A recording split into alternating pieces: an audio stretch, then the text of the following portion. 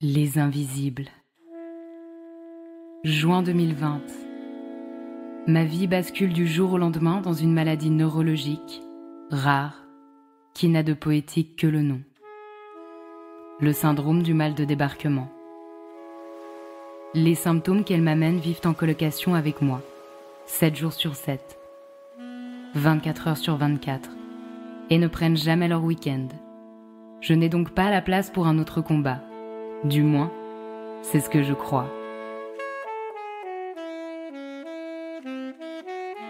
Puis vient ce jour où je témoigne dans une émission télé, dans l'espoir de rendre visible l'invisibilité du syndrome dont je suis atteinte.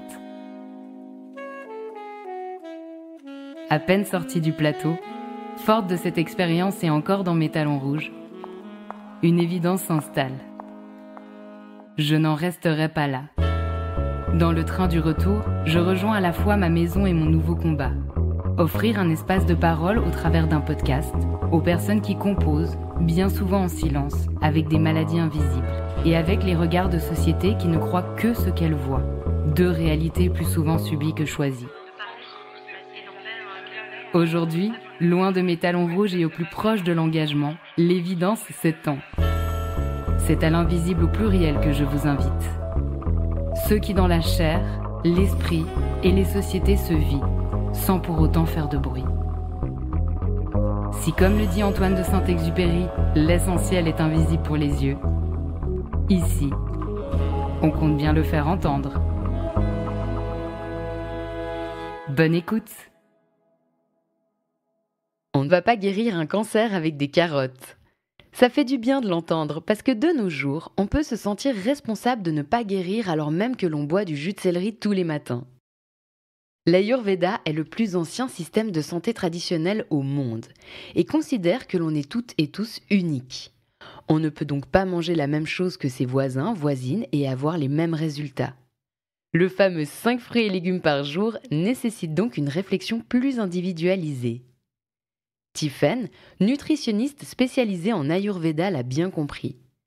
L'asthme et les douleurs articulaires qui faisaient autrefois partie de son quotidien sont aujourd'hui sous contrôle et réduits à un minimum. Pourtant, ça n'était pas gagné.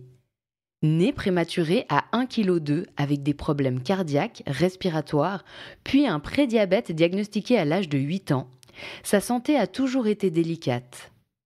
La découverte de l'Ayurveda des années plus tard fut un déclic. 15 jours de petits changements respectant les principes ayurvédiques suffirent à éliminer 70% de ses symptômes respiratoires. Et c'est avec nous qu'elle a décidé de les partager.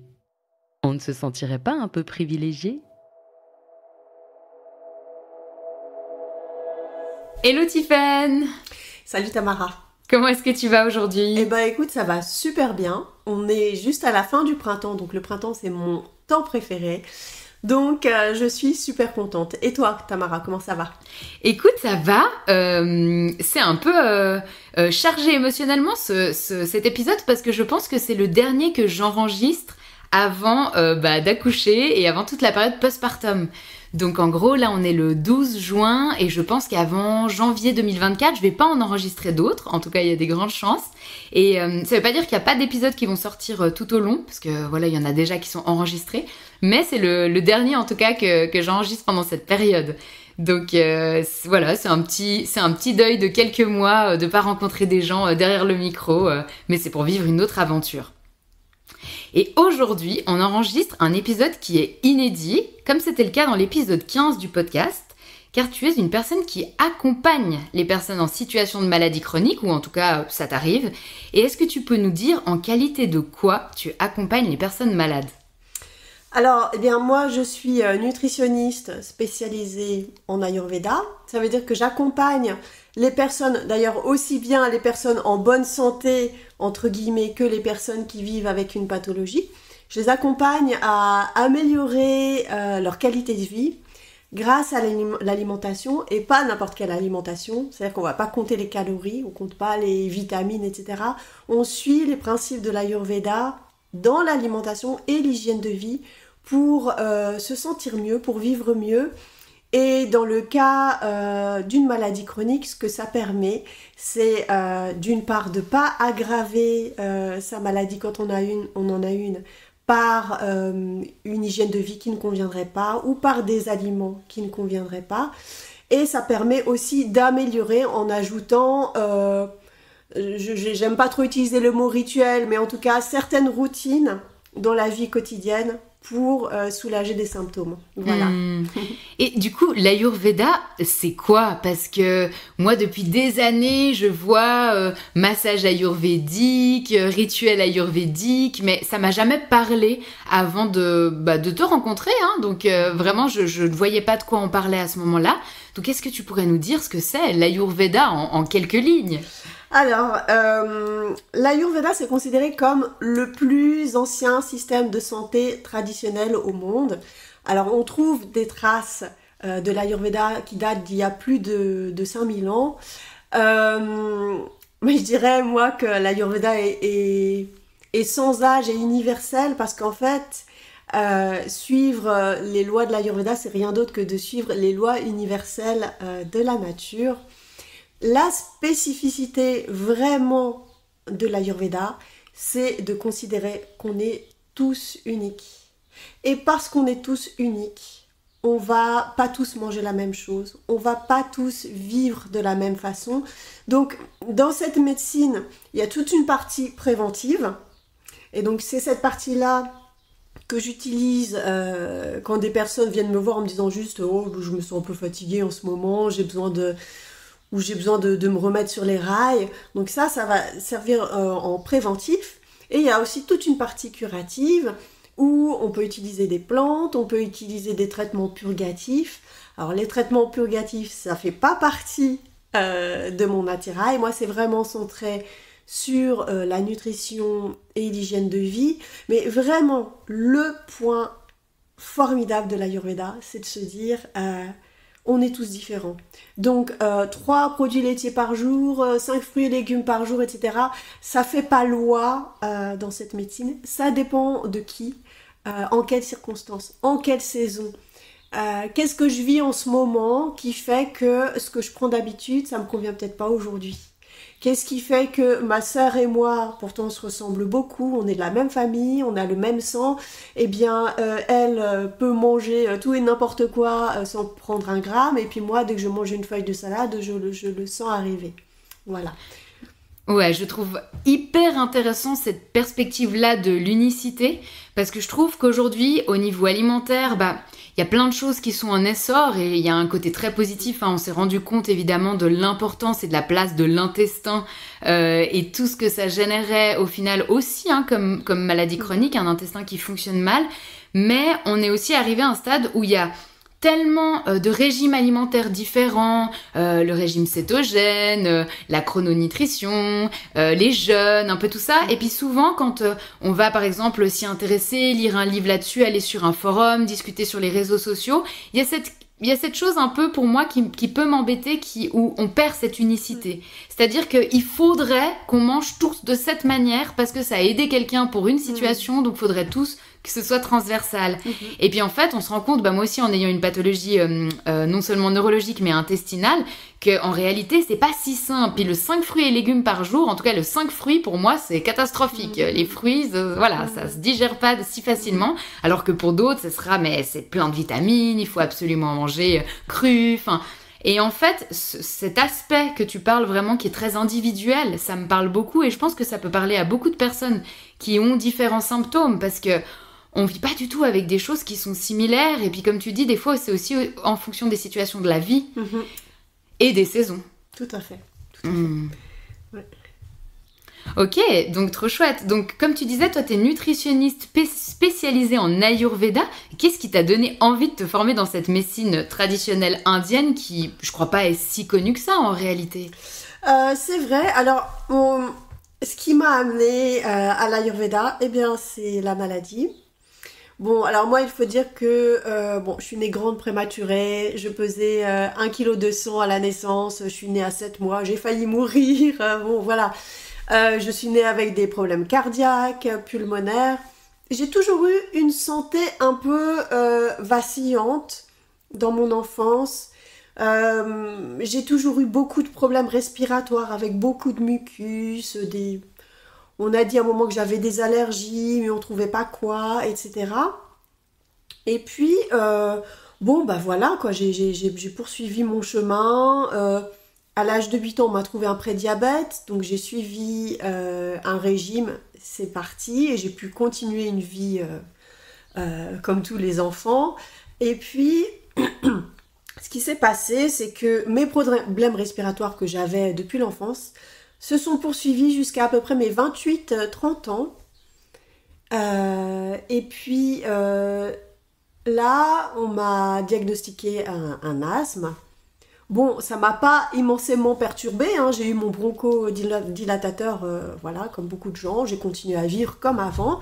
Seulement, mes problèmes respiratoires ensuite se sont aggravés. C'est-à-dire que je suis arrivée à un moment où je ne pouvais plus respirer par le nez. Je ne pouvais respirer que par la bouche. Quand j'étais enceinte, c'était encore pire. Donc j'ai passé la moitié de ma grossesse à dormir assise. J'étais épuisée, vraiment. Et puis, bah, moi, j'ai fait la tournée des médecins. Donc, médecin généraliste, ORL, gastro-entérologue, j'ai fait des radios. Et à la fin, ce qu'on m'a dit, c'est que on ne savait pas ce que j'avais. Il y avait visiblement un problème puisque je ne pouvais pas respirer. On ne savait pas. Donc, mon médecin au départ m'a prescrit un spray nasal qui a tout résolu pendant 1 mois. J'étais super contente. Et puis au bout d'1 mois, je me suis mise à saigner du nez, mais vraiment profusément. Et je me suis dit, mais si on me donne un médicament qui règle mon symptôme d'un côté et puis qui m'en provoque un autre de l'autre, ça va pas. Et donc c'est suite à ça, je me suis dit, mais c'est pas possible. Si il y a ce problème de santé, forcément il y a une cause. Alors moi, ça c'est la façon dont moi je fonctionne. Je me suis dit, bah, il y a une cause, c'est pas possible, ça vient pas de nulle part. Et c'est à ce moment-là que, je sais pas, j'ai eu cette intuition, j'avais déjà entendu ce mot, Ayurveda. J'ai commencé à m'y intéresser, je me suis acheté des livres, j'ai lu. Et puis, ce qui a été flagrant, c'est que j'ai commencé à essayer des principes de l'alimentation ayurvédique que j'avais piochés à gauche et à droite. Pas toujours les bons d'ailleurs pour moi, mais j'ai testé des choses. Et puis, ce qui s'est passé, c'est que... au bout de 15 jours de régime ayurvédique, 70%, j'allais dire 70% parce que je suis d'origine française, mais 70% de mes symptômes ont disparu. Alors là, pour moi, ça a été la révolution. Je me suis dit, mais c'est incroyable. Mon médecin me dit qu'il ne sait pas ce que j'ai, qu'il n'y a pas vraiment de traitement, parce qu'on m'a quand même proposé une turbinectomie pour pouvoir mieux respirer, donc une opération au laser, que j'ai refusée parce que ça m'a fait peur. Je me suis dit, mais comment ça se fait? On me propose une opération, et puis juste en changeant 2 petites choses, j'élimine la majeure partie de mes symptômes. Comment ça se fait? D'où ça vient? Et là, je me suis dit, mais je veux étudier ça, parce que je veux comprendre. Et puis, c'est tellement formidable. Je voudrais que tout le monde sache, tout simplement. Voilà. Et donc, il n'y avait pas un effet placebo du début? Parce qu'on peut voir ça hein, souvent dans des traitements qu'on commence un peu au début. On se dit, ah, je sens quelques améliorations, on est très observateur. Puis pour finir, ça revient. Ça n'a pas été le cas chez toi? Ah non, alors là, pas du tout. Non, franchement, c'était très net. Tu disais, tu as changé 2 petites choses. Ouais. Concrètement, c'était lesquelles? Alors, les petites choses, c'est peut-être même un peu plus, hein, mais tout simplement, je mangeais pas mal de produits laitiers, surtout du fromage, surtout le soir. Je mangeais aussi de la viande à l'époque. Et voilà, j'avais cette habitude de manger tout ce que je voulais. J'avais aucun problème de poids, donc voilà, y compris des sucreries. Il m'a suffi de supprimer le fromage le soir, les sucreries le soir. Entre-temps, je suis devenue végétarienne, mais on n'a pas à devenir végétarien forcément. C'est encore une question de profil, mais moi, je le suis devenue. Et puis là, ça a été radical, quoi. Mais radical. Même, il y a eu toute une période où je sécrétais beaucoup de mucus. J'avais même 3-4 rhumes par an qui duraient 1 semaine. C'était pénible. À partir du moment où j'ai changé ça, mais ça a été flagrant. Et même, bon, moi j'ai été malade l'an dernier, j'ai eu la Covid. Mais avant ça, je n'avais pas eu de rhume depuis 2016. Donc de 2016 à 2021, 2022, je n'ai pas eu un seul rhume, pas une grippe. Waouh. Donc voilà. Bon, autant dire que je te jalouse un peu parce que je mange ni produits laitiers ni sucre et ça n'a absolument rien changé à mes symptômes. Mais c'est vrai que c'est très connu pour tout ce qui touche à la sphère ORL, les personnes qui sont très souvent prises, qui ont des sinusites chroniques. J'ai souvent entendu que l'arrêt des produits laitiers avait un impact hyper important. Alors, c'est pas, je dirais, ce n'est pas aussi que l'arrêt des produits laitiers. Parce que en Ayurveda, on diabolise pas du tout le lait ni les produits laitiers. C'est juste que la façon dont nous, ici en Occident, on consomme les produits laitiers, c'est juste incroyable, pas dans le sens positif, mais je dirais presque anti-naturel, ça va à l'encontre des besoins du corps. C'est-à-dire qu'en Ayurveda, le lait est vraiment glorifié dans les textes classiques, mais de quel lait parle-t-on? Produit par quelle vache? Comment? Dans quelles conditions? Ensuite, en quelle quantité? Est-ce qu'on sait aujourd'hui la quantité de lait qu'il faut pour produire du beurre, la quantité de lait qu'il faut pour produire du fromage? Et nous, on consomme ça à foison, comme si ça pleuvait du ciel. Le lait et les produits laitiers ne sont pas faits pour être consommés de cette manière-là. En particulier, le lait UHT en brique qui va stagner 3 mois sur les étagères du magasin, c'est pas fait pour ça. Le lait qui est homogénéisé, parce que pour qu'il reste bien blanc et que la crème ne se sépare pas, on le traite pour qu'il reste bien uniforme. Mais ça, pour le système digestif, c'est terrible. Donc, en fait, ce n'est pas juste arrêter les produits laitiers, mais c'est réfléchir globalement à la façon dont on s'alimente, à la façon dont on transforme les produits. Voilà. Incroyable. Du coup, moi, j'ai envie de te demander quels sont les grands principes de cette médecine. Parce que là, tu as parlé au niveau alimentaire. Qu'est-ce qu'il y a d'autre? Tu parlais un peu tu disais pas rituel, mais plutôt routine. Est-ce que ça rentre dans ces principes? Je suis très curieuse de t'entendre à ce sujet. Alors, les grands principes, il y en a tellement. Je dirais le principe numéro 1, comme je le disais tout à l'heure, c'est qu'on est tous différents. Donc, mais dans ces différences, il y a quand même des grands schémas qu'on peut repérer. Par exemple, concernant le sommeil, eh bien, nous, en tant qu'êtres humains, on est plus fait pour vivre le jour et dormir la nuit. Et donc, quand on poursuit notre activité mentale, ou physique d'ailleurs, au-delà d'une certaine heure, eh bien, on tape un peu dans notre réserve de vitalité. Les grands principes, en fait, ce sont les principes de la nature. Par exemple, je te parlais tout à l'heure du fait que le soir, j'avais supprimé certains aliments. Un grand principe en Ayurveda, c'est que notre feu digestif, il suit en général la courbe du soleil. Donc le soleil, quand il se lève, il est bas dans le ciel. Et notre feu digestif, à ce moment-là, dans notre corps, donc notre feu digestif, c'est un peu comme le feu du ciel, eh bien, il est bas aussi. C'est-à-dire que ce qu'on peut transformer, ce qu'on peut brûler comme nourriture, c'est plus faible que le midi où le soleil est à son apogée, le feu est à son apogée et notre feu digestif est à son apogée. Donc, c'est à ce moment-là qu'on peut manger plus, en plus grande quantité ou plus nourrissant que le soir où le soleil est couché, surtout en hiver. Là, ça va. C'est l'été, donc il se couche plus tard, mais en hiver, typiquement, ici, le soleil, il peut se coucher à 17h30. Totalement. Donc ça veut dire que quand on mange à 19h, 20h, eh bien la capacité de transformer, de digérer ce qu'on mange est plus faible. Et nous, en Occident, puis aussi avec les horaires de travail, c'est difficile pour nous de vivre en synchronicité avec ces lois de la nature parce que on rentre du travail à 19h30, 20h, on mange vers 20h, 20h30. Et puis, c'est un peu souvent le seul moment de convivialité où la famille se retrouve. Donc, on a envie de partager un repas convivial.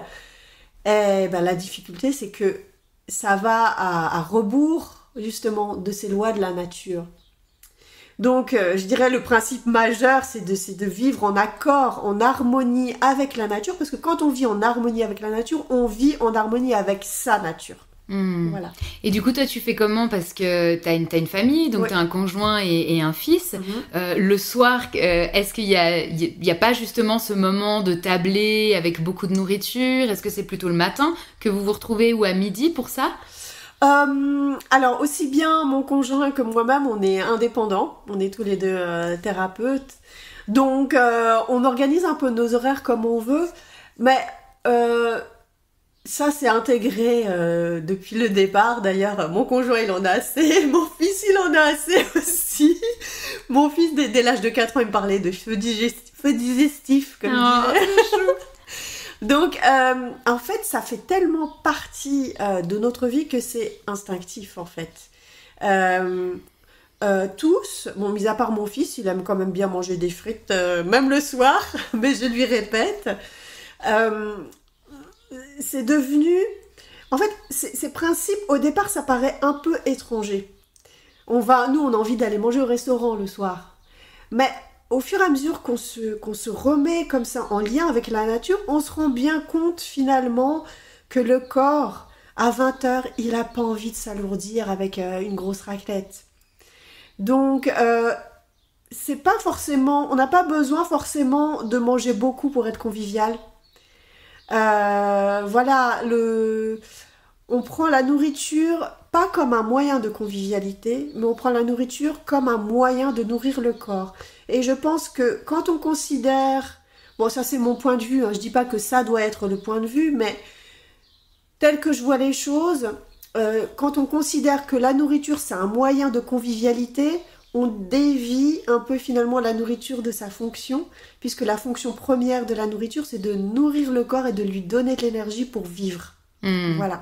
Ça risque de nous faire tiquer, hein, ça, hein, parce que c'est vrai que on voit beaucoup hein, ce moment comme étant très fédérateur. On s'invite avec les gens pour bruncher, pour dîner, même pour goûter. Il y a très souvent, pas l'excuse, mais le prétexte, c'est les retrouvailles autour d'un repas. C'est rarement... Alors, il peut y avoir hein, le sport, par exemple, ça aussi, c'est très fédérateur. On se retrouve pour aller faire une rando, pour aller nager, ce genre de choses, faire un cours de yoga, j'en sais rien. Mais c'est vrai que le repas, il est par chez nous, en tout cas, vraiment vu comme un instant de partage, puis même de discussion. C'est les moments où on se raconte la journée, Enfin voilà, donc c'est intéressant. En fait, c'est vraiment... Dans l'Ayurveda, on pourrait faire un pas de côté par rapport à ça et trouver peut-être d'autres moments où on est dans cette convivialité, cette communication et où on se fédère dans la famille. Bah exactement, d'autant que d'un point de vue ayurvédique, le repas, c'est pas censé être un moment de discussion justement. Alors là, je sais que je vais encore briser une habitude, parce que effectivement, c'est le moment où on va discuter et échanger. Mais d'un point de vue ayurvédique, dans l'idéal, je dis pas que tout le monde doit faire ça, mais le repas, ça devrait être un moment où on se concentre sur la nourriture, sur ce qu'on est en train de goûter, d'avaler. Bon, d'un point de vue concret, ça a une application immédiate. On voit tout de suite que si on est occupé à parler pendant le repas, on peut ne pas se rendre compte de tout ce qu'on a avalé. D'autre part, ça perturbe le processus de la digestion. Pendant qu'on parle, on avale de l'air. Donc, le repas, c'est plutôt un temps de calme, on mange en conscience, on en parle beaucoup de ça, de manger en conscience. Et si on est occupé soit à regarder sur les réseaux, soit à parler, soit à rire, soit... Ben déjà, on peut avaler de travers, ou on peut manger trop, ou manger quelque chose qui ne nous convient pas. Et donc, oui, c'est essayer de... On considère le repas vraiment d'une autre manière. Voilà. Maintenant, ça ne veut pas dire que on doit faire grismine au repas, qu'on doit s'abstenir de s'inviter, etc. Mais toujours garder sous-jacent cette conscience de ce qu'on fait. C'est marrant parce que personnellement, je déteste parler en mangeant. C'est souvent le moment où on se retrouve par exemple avec des copines puis qu'elles disent « Bon bah alors raconte tel événement de ta vie » et je suis là « Non, je le raconte après le repas. » Ça veut pas pour autant dire que je mange en pleine conscience, pas du tout. Mais c'est juste que j'arrive pas à faire les deux à la fois, tout simplement. Mâcher et parler, je trouve ça très compliqué. Et du coup, parce que alors là, tu parlais un peu dans les grands principes, il y a autour de la nourriture, il y a autour du sommeil. Est-ce qu'il y a un peu d'autres domaines aussi que ça recouvre, l'Ayurveda, où on peut être sensible et attentif?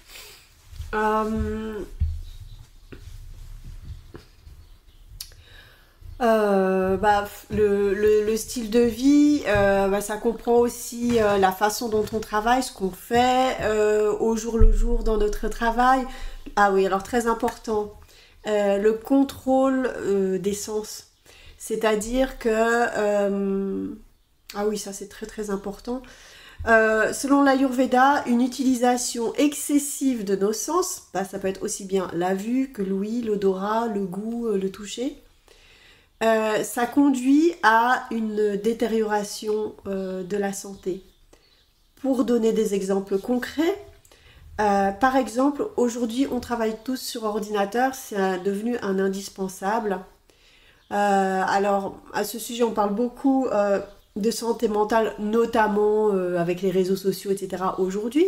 Mais juste d'un point de vue ayurvédique, regarder un objet lumineux de façon excessive, comme on le fait quand on regarde un écran, ça conduit à une détérioration de la vue et aussi à des troubles du sommeil. Ça peut provoquer aussi de l'agitation mentale. Et puis, de fil en aiguille, c'est un peu comme un domino, quoi. Ça, c'est le point d'entrée, on va se dire, oui, ça abîme ma vue. Mais il y a tout le reste derrière.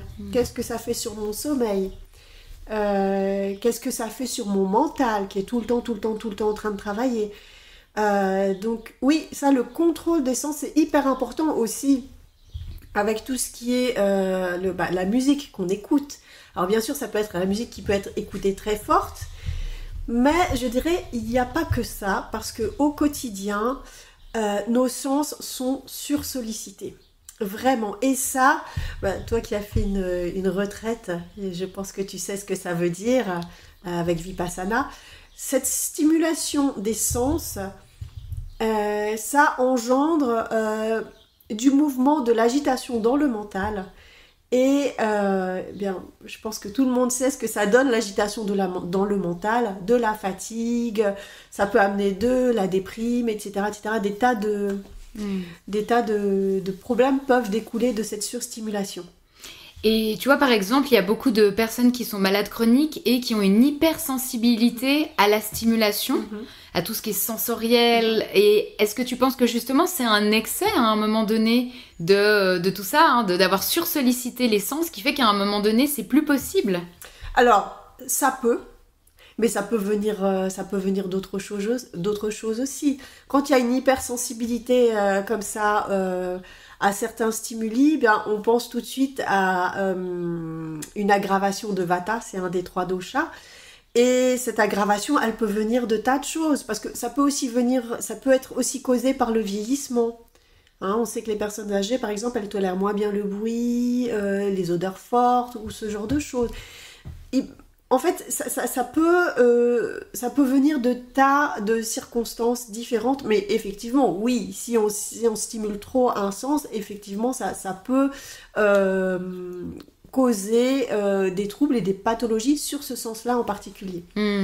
Tu parlais de Vata, donc un des 3 doshas, si je ne me trompe pas, c'est une des énergies vitales en Ayurveda. Est-ce que tu pourrais nous expliquer ce que c'est ces doshas? Oui, alors... Bon, je vais essayer de faire simple et raccourci pour que ce soit compréhensible pour tout le monde. Donc, avant de parler des doshas, je vais d'abord parler des 5 éléments. Donc, en Ayurveda, on considère que tout dans l'univers, absolument tout, est fait des 5 éléments. Donc, on a l'espace, on a l'air, le feu, l'eau et la terre. L'espace, je le connaissais pas celui-là. Je connaissais, du coup, c'est le métal, non ? Alors, l'espace, en fait, c'est ce qui contient. C'est ce qui contient les 4 autres éléments. Donc, tout dans l'univers est fait de ces 5 éléments. Par exemple, cette table-là, qui est solide, l'élément terre, c'est ce qui donne la solidité aux choses. hein. Donc c'est présent aussi dans le corps. Par exemple, les os, dans les os, il y a aussi l'élément terre. C'est ce qui donne la solidité aussi aux os. Donc voilà, on a ces 5 éléments là qui sont présents dans tout, y compris dans notre corps et dans ce qu'on mange. Et donc, comme on assimile ce qu'on mange, notre corps va se fabriquer aussi à partir des éléments qu'on a avalés. Et donc, pour faciliter notre compréhension, eh bien, ces 5 éléments, on les regroupe dans le corps humain en 3 doshas. Donc, ce sont 3 énergies vitales. C'est un peu 3 grands managers du corps humain. Donc, on a Vata. Donc, Vata, c'est le dosha qui contrôle les éléments air et espace. Donc, ce dosha, eh bien, c'est le dosha qui gère les mouvements dans le corps. Donc, par exemple, c'est le dosha qui va contrôler l'accouchement, le déclenchement, vous voyez, le mouvement vers le bas de l'enfant.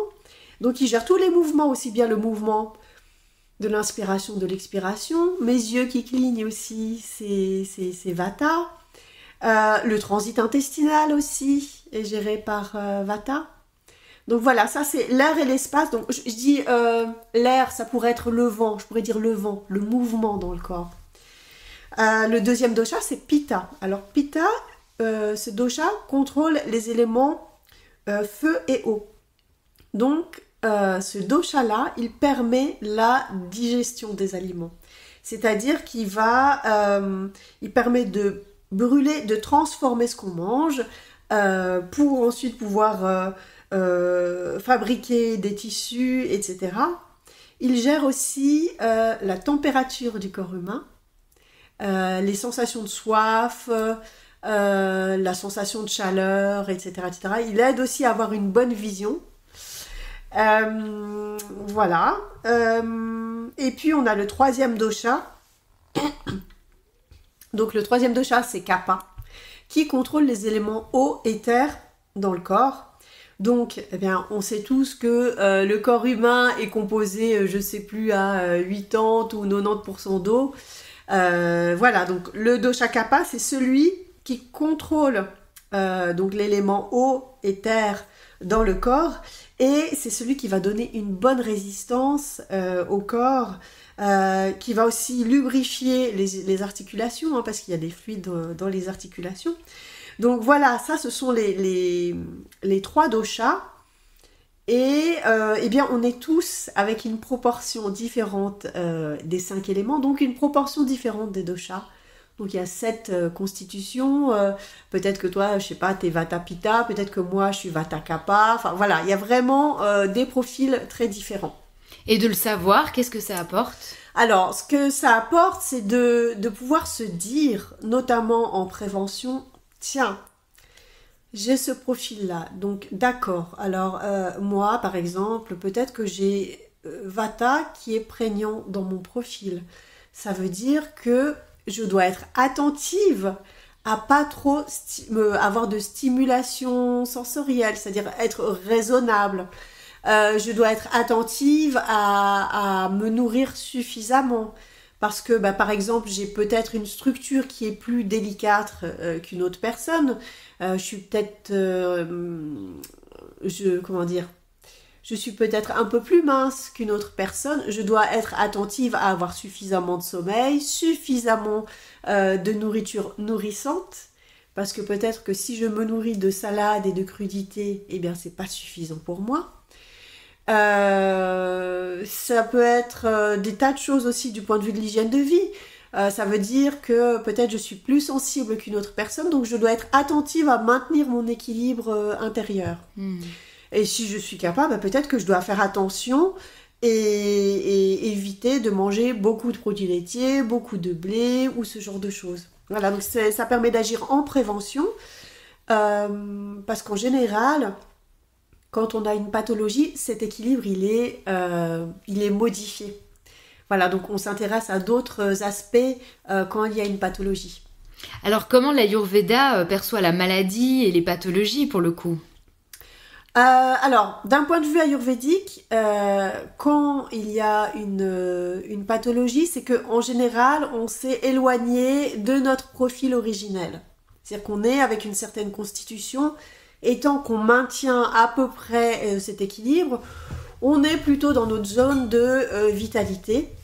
Et par contre, quand on commence à s'en éloigner, c'est à partir de ce moment-là qu'on commence un processus vers la pathologie.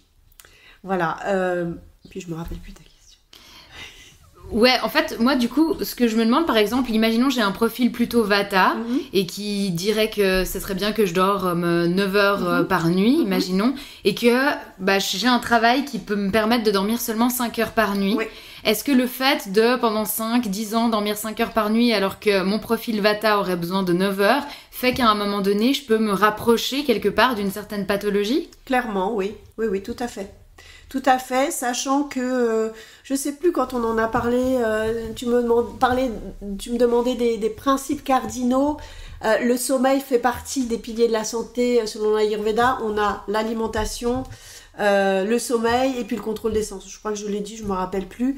Mais absolument, et le non-respect des besoins fondamentaux d'un être humain, c'est une cause principale d'alimentation de la maladie.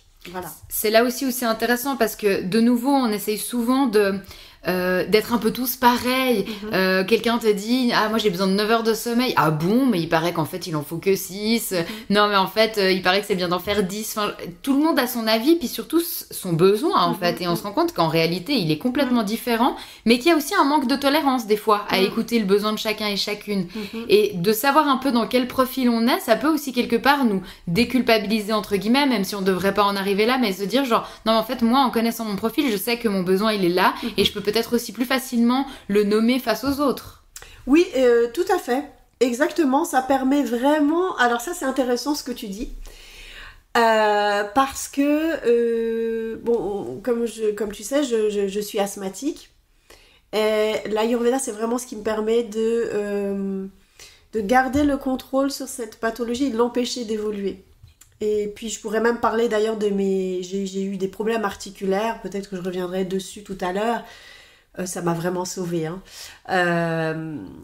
Et donc, effectivement, quand je me retrouve dans des situations sociales, eh bien, peut-être que je vais dire non, moi, je peux pas aller manger à 22h au restaurant, ça va me rendre malade.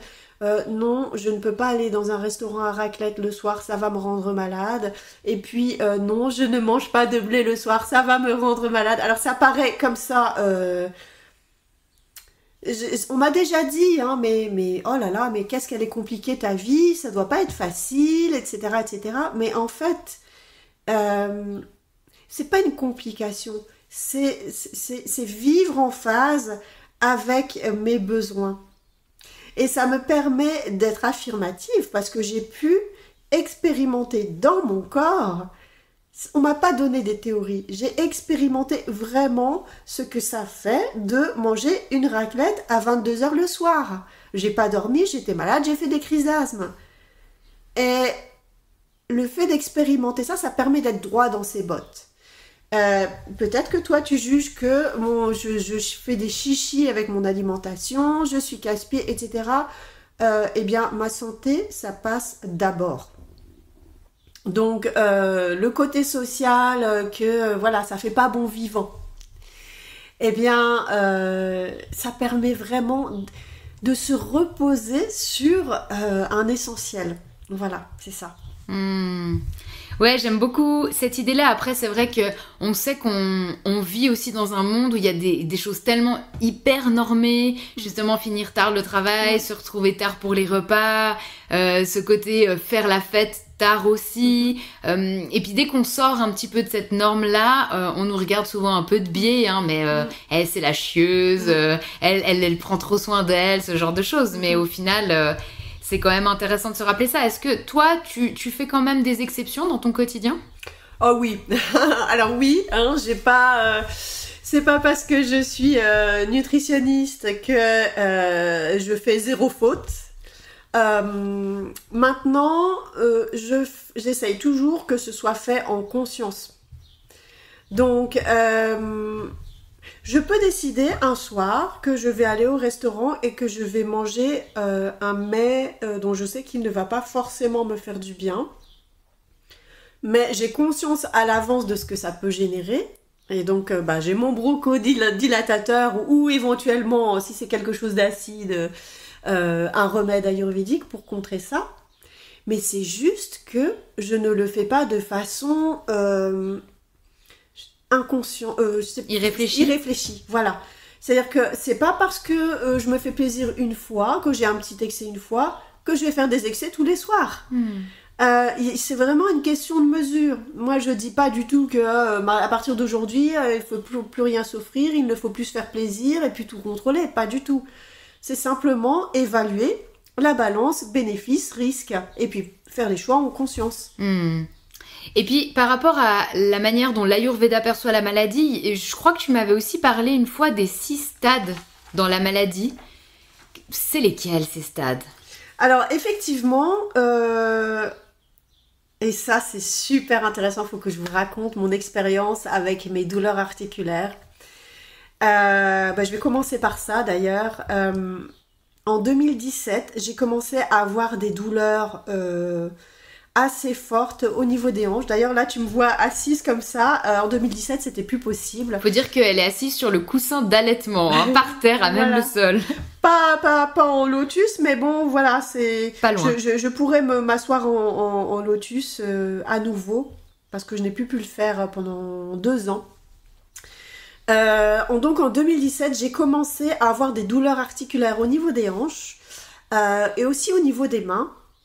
Et puis, donc je ne pouvais plus m'asseoir pour faire ma méditation comme avant. Je devais faire attention pour m'asseoir dans mon lit pour pas provoquer de douleur. Je devais faire attention aussi pour monter dans ma voiture, tellement c'était douloureux. Ça pouvait m'arriver de me réveiller en pleine nuit de douleur parce que je faisais un mouvement qui ne convenait pas. Et donc là encore, moi, je fais la tournée des médecins, toujours. Comme ça me permet d'éliminer des pistes, etc. Donc, je suis allée voir mon médecin généraliste. D'ailleurs, j'ai un super médecin qui m'a envoyé voir un rhumatologue, un orthopédiste. J'ai fait une radio, j'ai fait des échos pour essayer de voir ce qui se passait. Et à la fin j'ai peut-être passé 2 mois à tout explorer. Quand je suis revenue chez mon médecin, et j'apprécie beaucoup son humilité, il m'a dit visiblement il y a quelque chose, mais les examens ne montrent rien. Je ne peux rien actuellement pour vous parce que je ne sais pas ce que vous avez. On est peut-être au début d'une maladie rhumatismale inflammatoire, mais pour l'instant c'est trop flou et je pourrai quelque chose pour vous uniquement quand la maladie sera déclarée.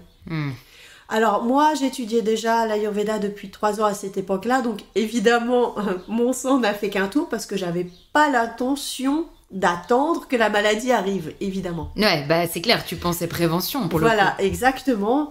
Et puis, alors pour le coup, mon médecin, il était génial parce que à aucun moment il m'a dit c'est dans votre tête, les examens ne montrent rien, vous êtes stressé ou je ne sais quoi. Non, il m'a dit textuellement, je comprends que vous souffrez, je vois que vous souffrez, simplement moi là, j'ai pas ce qu'il faut pour vous soulager. Et donc, moi j'étudiais déjà l'Ayurveda à cette époque-là depuis 3 années et je connaissais ce processus des 6 étapes du processus pathologique et je me suis dit je pars directement parce que je vais pas laisser la chance à cette maladie de se manifester. C'est le moment d'agir. Exactement. Et donc c'est là que je suis partie en Inde 3 semaines. Je suis allée me faire traiter dans un hôpital ayurvédique. J'ai reçu des médicaments avant mon traitement, pendant mon traitement, et puis j'ai aussi reçu un traitement sur 2 mois, une fois de retour en Suisse. À la suite de ce traitement, 70% de mes douleurs avaient disparu, il en restait encore un peu. Donc traitement en hôpital ayurvédique, voilà, pas traitement médicamenteux. Non, pas traitement médicamenteux. En hôpital ayurvédique, j'ai eu des médicaments ayurvédiques, toute une batterie de médicaments à prendre à mon retour. Et donc, en revenant, 70% des douleurs avaient disparu. Bon, c'était pas fini. Donc, à partir de ce moment-là, j'ai suivi aussi une alimentation un peu plus stricte. Et puis aujourd'hui, 100% de mes douleurs ont disparu. Ça m'a pris quand même 2 ans pour tout éliminer à 100%. Hein. Mais bon, voilà, tout ça pour dire que je suis intervenue, je pense que j'étais au 4e stade de la maladie. Et donc, en Ayurveda, on sait que la maladie, c'est le résultat d'un déséquilibre des doshas. Donc, comme je le disais tout à l'heure, on est tous avec une constitution de naissance. Préserver cette constitution, c'est préserver une forme de santé, de vitalité.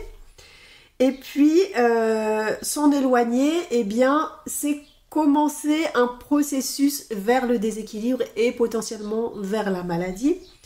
Donc, c'est tout un processus. Et ces 6 stades, alors, tu peux nous les énumérer? Ouais, bien sûr. Alors, c'est un peu comme un... Tu connais l'expression la goutte d'eau qui fait déborder le vase? Ah carrément. Voilà. Bon, donc c'est un peu ça. La première étape de ce processus, c'est que le ou les doshas, s'accumulent dans le siège où ils sont d'habitude. Alors, je ne vais pas trop rentrer dans le détail parce que ça va commencer à être compliqué, mais globalement, les doshas, ils agissent dans le corps entier, mais ils ont une résidence principale dans le corps qui est leur lieu d'occupation principale, on va dire. Leur place de jeu. Voilà, leur place de jeu. Et dans le processus de la maladie, le dosha commence à s'accumuler à cet endroit-là. Ça, c'est la première étape, une accumulation. La deuxième étape du processus, c'est une aggravation. Donc là, on arrive, ça montait graduellement, et puis là, le vase, il arrive un peu à ras-bord. Hein. Ce vase rempli de dosha, il arrive à ras-bord. Et le troisième stade, si on n'a rien fait pour contrôler ça, là, ça déborde. Le vase, il déborde. Et donc, ce qui se passe, c'est que ces doshas, ils vont aller se balader un peu partout dans le corps, faire un petit peu... un peu de désordre. Donc juste, traduction du dosha, c'est énergie. Quand tu dis ils se baladent dans le corps, c'est quoi exactement? Alors là, je comprends le... Oui, c'est une force vitale, mais leur action... leur action va se déplacer dans le corps. Les effets un peu de ces énergies-là? Voilà. C'est pas une matière, hein, c'est pas un liquide. Bien sûr. Donc en fait, cette énergie-là va se déplacer dans le corps. Et donc, quand on ne contrôle pas ça, ils vont partir un peu se promener dans le corps, ça c'est la troisième étape, à la recherche d'un endroit où squatter, tu vois, où s'installer bien confortablement. Ils vont chercher une zone faible dans le corps. Pour certaines personnes, ça peut être les articulations. Donc moi, j'ai eu ces problèmes au niveau des hanches. Pour d'autres, ça peut être le sang. Pour d'autres encore, ça peut être, je sais pas, ça peut être dans les poumons. Donc voilà, et donc quand le processus continue, ces forces vitales, elles vont s'installer dans le corps, et puis ils vont commencer à interagir avec les tissus du corps. Ils vont commencer à les dégrader, à les abîmer. Ça, c'est la 4e étape, la dégradation. Voilà, exactement. Ça commence à... ils interagissent avec les tissus du corps. Là, moi, ma maladie articulaire, c'était probablement le 4e stade. Ça commençait à jouer... Donc, on commence déjà à sentir des symptômes à ce moment-là. Exactement. C'est là que j'ai commencé à avoir des douleurs articulaires. Donc, quand on en est à ce stade-là, c'est encore flou. On peut pas, d'un point de vue de notre médecine moderne, on peut pas mettre un nom sur la pathologie. Donc ça peut aller, ça peut venir. Une fois on a mal, je sais pas, aux articulations des mains, l'autre jour ça va être aux pieds. Voilà, c'est fluctuant, c'est pas installé encore. Et si on ne contrôle pas à ce stade-là, alors là, la maladie va pleinement se manifester. Et donc c'est le 5e stade, et c'est à ce stade-là, en général, que notre médecin est capable de nous dire voilà, vous êtes asthmatique, ou voilà, vous avez une polyarthrite rhumatoïde, etc., etc. Donc nous, dans notre médecine moderne, c'est à partir de ce moment-là qu'on peut agir, parce qu'on a les médicaments pour, les traitements pour. Et avant, en général, c'est passé sous silence. Voilà, les symptômes ne sont pas encore forcément très installés, donc très invalidants, donc ça passe un peu sous silence. Éventuellement, je sais pas, on va peut-être prendre un antiacide, un petit antidouleur, et puis ça passe à l'as. Et donc, quand on néglige ces petites alertes, c'est là qu'on arrive donc au 5e stade à la manifestation de la maladie. Voilà, mais alors c'est pas parce qu'une maladie est clairement identifiée, clairement manifestée, comme pour moi avec l'asthme, qu'il faut se dire bon bah maintenant c'est foutu. C'est pas ça du tout, on peut toujours agir d'une part pour éviter une aggravation et d'autre part pour améliorer la qualité de vie. Et le 6e stade, du coup le 6e stade, eh bien là, c'est la complication, c'est-à-dire que les symptômes s'aggravent, la dégradation des tissus se poursuit, et là, on arrive à une maladie qui peut être incurable. Donc c'est vrai que là, c'est la question que j'ai envie de te poser, parce que la plupart des auditeurs et auditrices aussi qui écoutent Les Invisibles sont des personnes qui peuvent facilement être au stade 5 ou 6, où on vit vraiment avec une maladie invalidante dans le quotidien. Qu'est-ce que tu conseilles à ce moment-là, si l'aspect préventif, on l'a déjà passé depuis longtemps? Oui, eh bien, on peut toujours faire quelque chose. D'ailleurs, j'en sais quelque chose parce que, en dehors d'être nutritionniste spécialisée en Ayurveda, je suis aussi éducatrice thérapeutique avec l'association Diabète Vaud. Et donc, on organise des ateliers vivre avec une maladie chronique. Et donc, on peut toujours faire des petites choses. Alors, je sais que quand on vit avec une maladie qui est difficile à vivre, on peut se dire ah bah oui, non mais c'est pas un petit truc comme ça qui va faire quelque chose dans mon quotidien. Mais je dirais que chaque goutte compte. Préserver le sommeil, ça compte. Faire attention à son alimentation, ça compte, sachant qu'aujourd'hui on a une vraie méconnaissance de ce que c'est qu'une alimentation humaine rationnelle. C'est clair. Voilà, donc l'Ayurveda, c'est vraiment le plus de l'Ayurveda, c'est que vraiment on comprend la maladie autrement, et puis en fonction des doshas qui sont dérangés, on peut prendre des actions. Donc, je sais pas, moi, si c'est Vata qui est dérangé, on sait qu'on va avoir besoin de régularité, qu'on va avoir besoin d'une alimentation nourrissante mais digeste. Et ce que va apporter l'Ayurveda dans ce cas-là, c'est que peut-être que si on ne sait pas ça, on va continuer à manger comme on a toujours fait avant, sans se rendre compte qu'on continue à faire déborder le vase plus que de raison. Donc, alors, sachant que l'Ayurveda, c'est pas du tout une médecine qui est culpabilisatrice. Donc, c'est vraiment dans une optique positive de qu'est-ce que je peux faire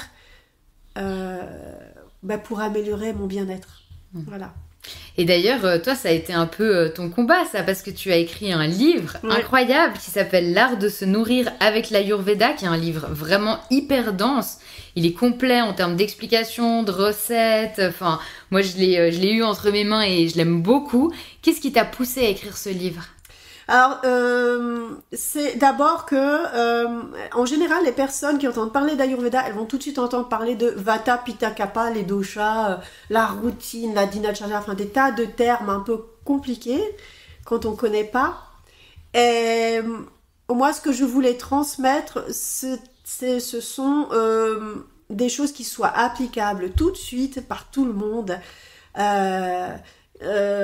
Une façon de se reconnecter au bon sens et à la nature et à sa nature, parce qu'aujourd'hui on vit dans un monde où on nous dicte l'index glycémique, les glucides, les lipides, les protéines, les calories, l'acide, le basique, enfin il y a tout un tas de concepts comme ça. Et puis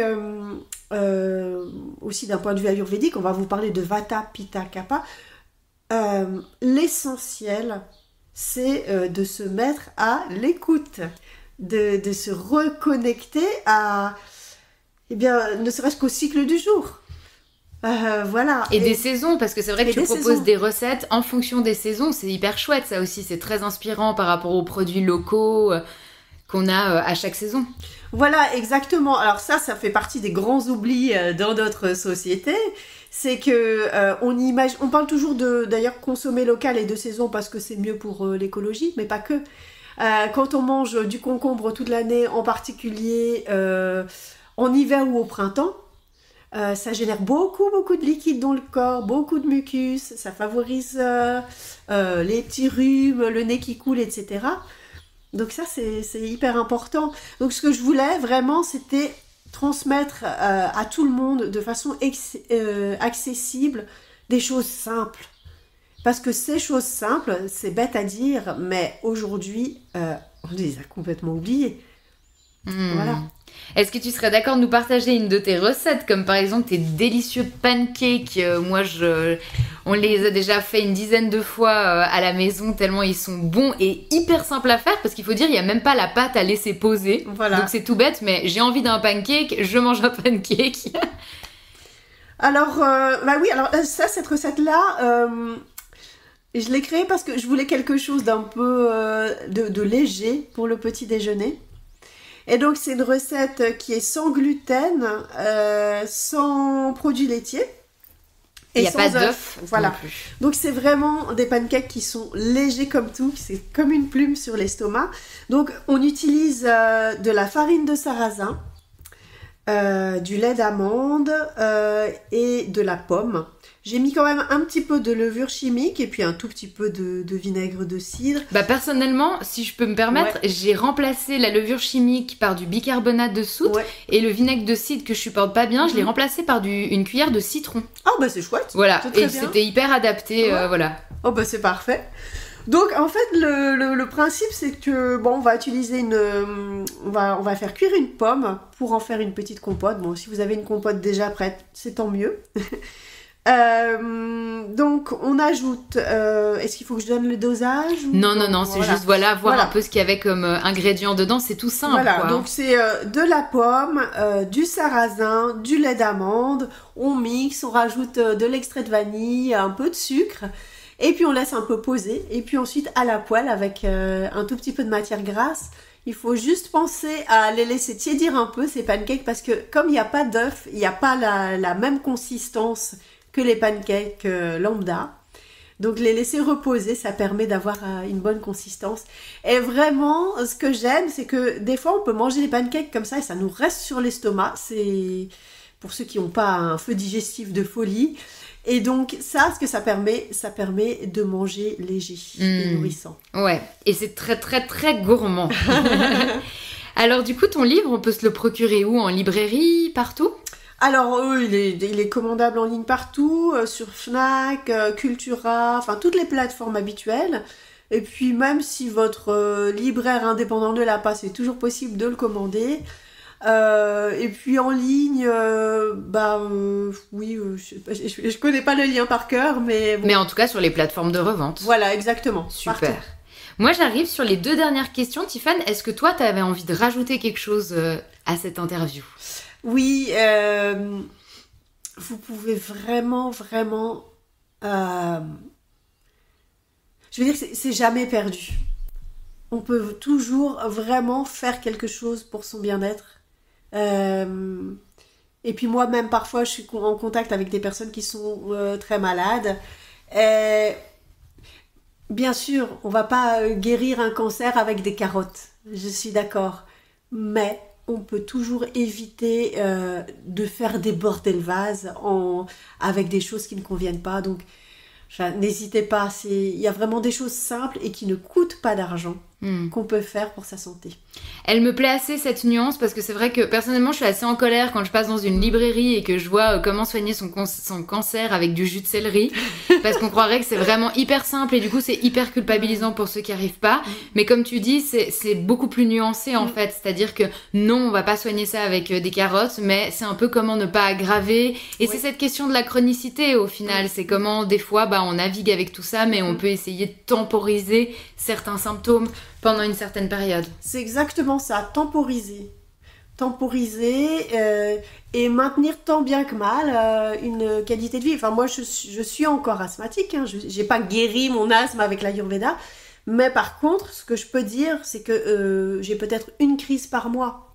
Et si je ne faisais pas ce que je fais, ce que j'ai mis en place, je pourrais prendre mon bronchodilatateur tous les soirs. Ouais.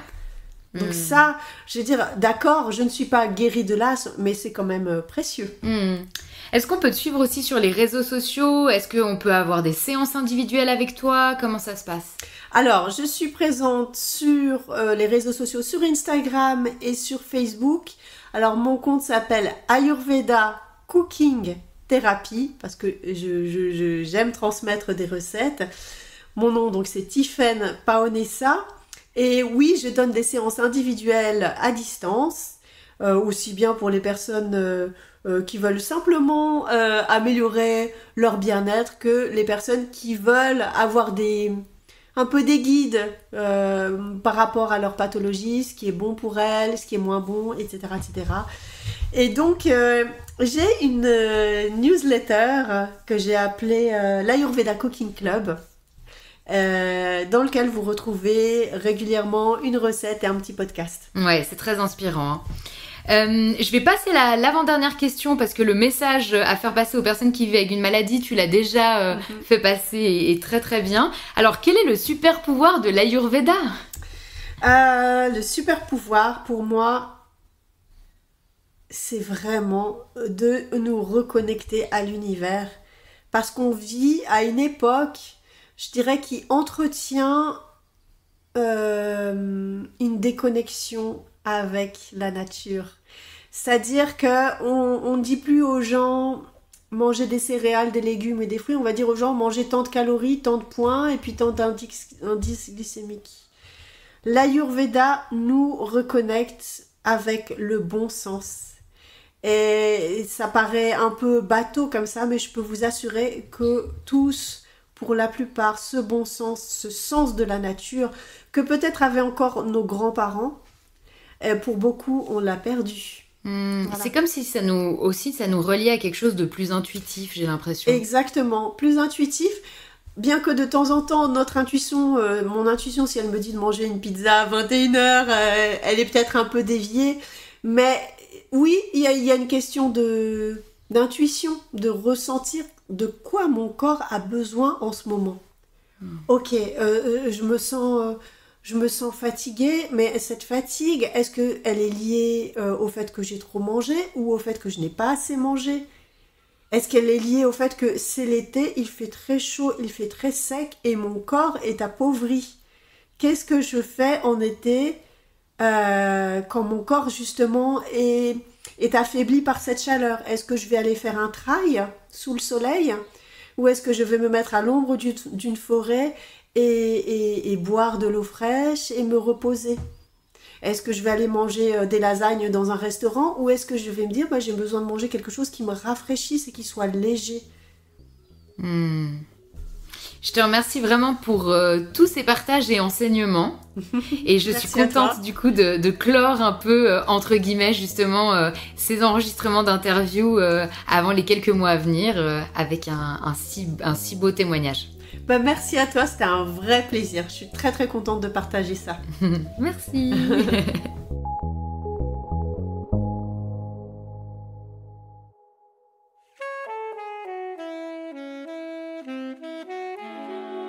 Merci de soutenir ce podcast en vous abonnant pour ne manquer aucun épisode et en lui donnant 5 étoiles sur vos plateformes d'écoute préférées. Rencontrez mes invités et découvrez tous les engagements de la communauté Les Invisibles sur le compte Instagram Les Invisibles Podcast. Ensemble, continuons à visibiliser l'invisible.